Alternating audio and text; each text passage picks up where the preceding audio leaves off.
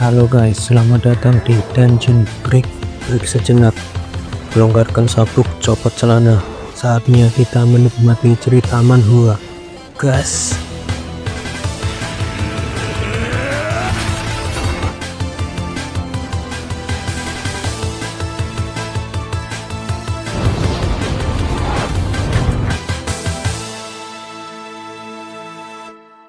Mengetahui kenyataan yang terjadi pada sepupunya, Camus mengalami kesedihan yang mendalam karena tidak mau berlarut dengan hal seperti ini.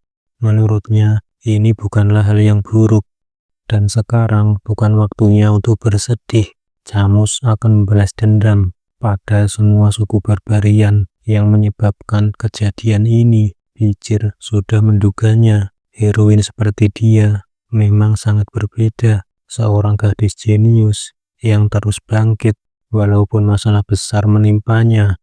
Tiba-tiba saat itu terdengar suara. Itu merupakan sinyal yang menandakan serangan dari suku barbarian. Waktu balas dendam Camus pun datang lebih cepat di luar dugaan.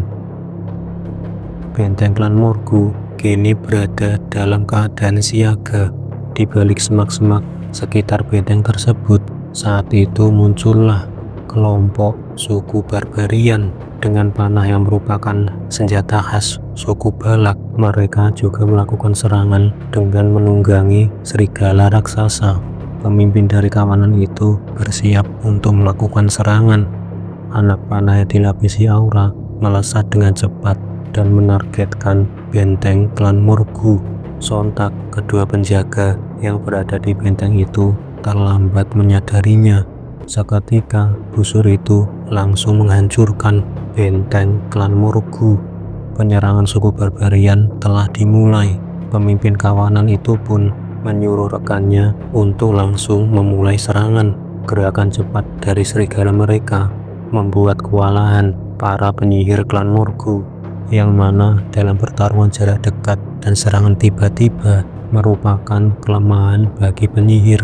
Tidak hanya menghabisi, mereka juga menangkap dan menculik orang-orang dari klan Morgu. Saat itu Bijir sedikit bingung, apa dia datang terlalu cepat. Tiba-tiba tali penjerat suku barbarian dilempar ke arah Bijir. Dua gadis barbarian itu pun berhasil menjerat Bijir. Bijir sedikit bingung untuk apa mereka melakukan ini. Dengan bahasa barbarian, kedua gadis itu berkata, perburuan calon suami kali ini berjalan dengan lancar. Ternyata seperti itu. Untuk melahirkan ras yang superior untuk suku mereka, mereka memburu orang untuk dijadikan pasangan. Tapi Bijir tidak sudi menjadi suami mereka karena dia sudah bertunangan dengan Camus. Dengan tali yang menjeratnya, Bijir melemparkan kedua gadis itu. Mereka pun langsung tersungkur ke tanah. Melihat itu, rekan mereka tidak mengira ada seorang yang sekuat itu. Kedua pria barbarian itu langsung membalas serangan Bijir menggunakan panah mereka. Sebelum Bijir datang ke tempat ini, Hugo berkata dia tidak boleh memulai sebuah pertarungan. Bijir saat itu terlihat ragu. Dengan situasi seperti ini, apa yang harus dia lakukan? Apa dia harus menunggu pasukan utama? Dengan cepat, Bijir menangkis semua anak panah menggunakan teknik swordsmanship-nya. Menurut para barbarian, hal itu tidak mungkin. Dengan kecepatan tembakan seperti itu, dia masih mampu menangkisnya. Dari arah belakang, Camus terlihat mengeluarkan sihir apinya. Dengan itu, ledakan besar pun terjadi. Kedua pria barbarian yang dihadapi oleh Bijir langsung terkena sihir api Camus.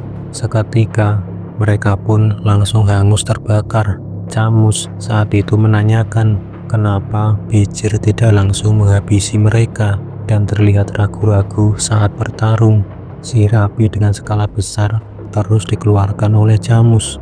Bijir tidak menyangka dia telah mengubah area ini menjadi lautan api. Camus juga melihat waktu Bijir melemparkan barbarian itu, dia menggunakan liquid aura, yang mana itu menunjukkan bahwa Bijir merupakan seorang graduate.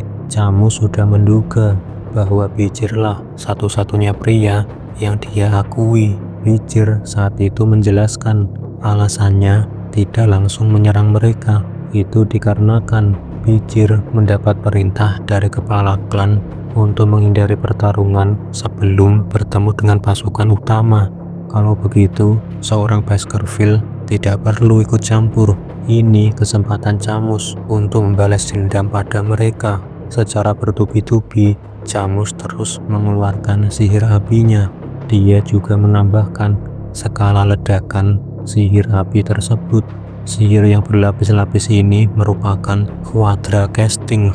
Bijir melihat Camus menambahkan tingkat letalitasnya saat Camus akan melakukan serangan berikutnya.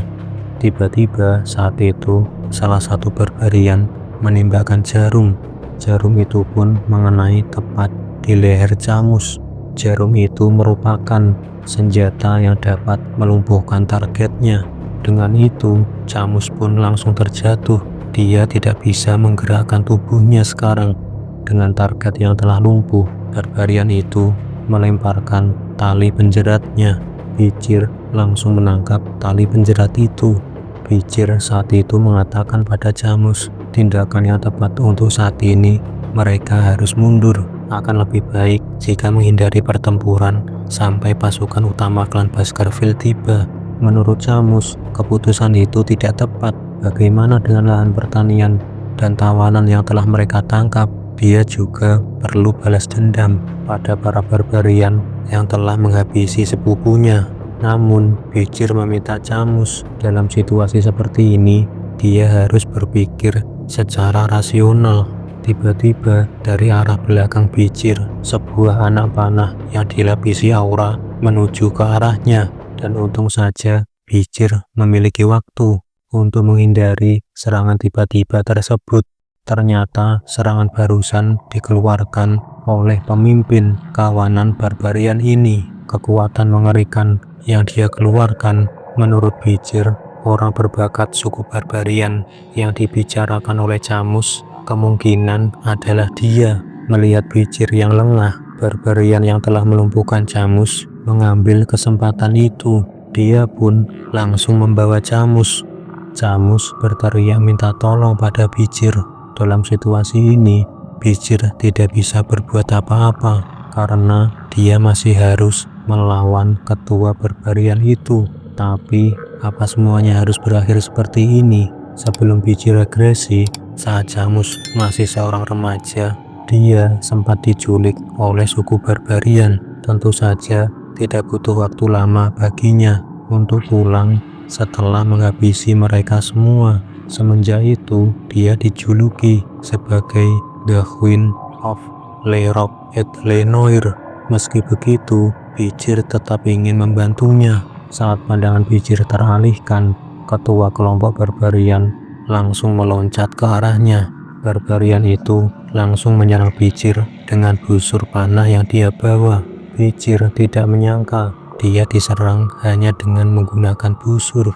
Dengan gerakan dan teknik bertarung yang berbeda, barbarian itu berhasil menendang tubuh Bijir. Bijir saat itu langsung terdorong mundur dibandingkan dengan barbarian lainnya. Menurut Bijir, teknik yang dia miliki sangat berbeda. Bijir bimbang apa dia harus mengarahkan seluruh kemampuannya.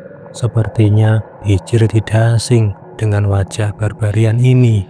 Barbarian itu juga berkata, "Aku dan kamu berjumpa lagi." Ternyata dia adalah barbarian yang telah Bijir selamatkan saat pelelangan budak ilegal.